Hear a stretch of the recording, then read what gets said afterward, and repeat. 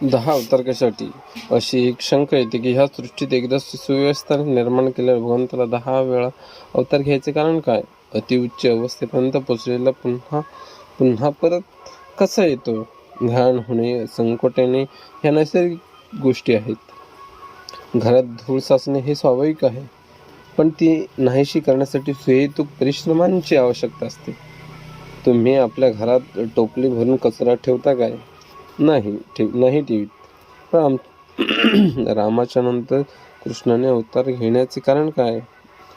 दिव्य असे हे अवतार आहेत.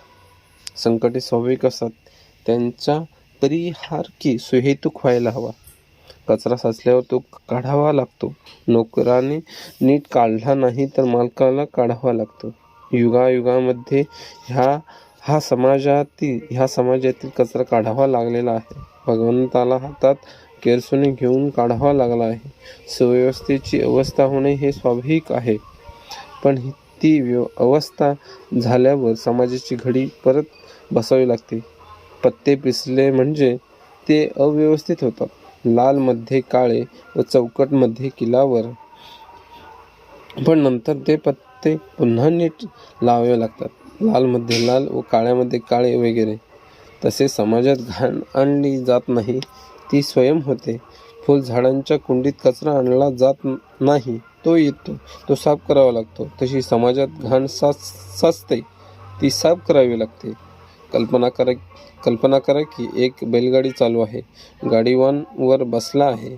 अशा वेळी गाडीच्या चाकातील आऱ्यातील तेल कमी झाले आणि चाक करू लागले तर गाडीवान आवाज ऐकून खाली उतरतो, चाकाला तेल देतो.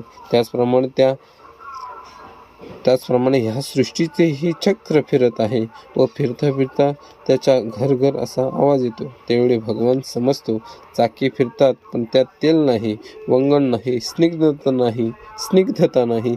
स्नेह निर्माण व्हायला हवा, तो निघून गेला आहे.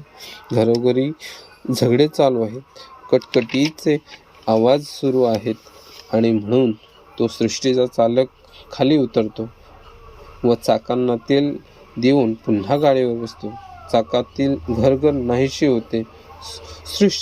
सृष्टीचक्र सुरळीत चालू लागते.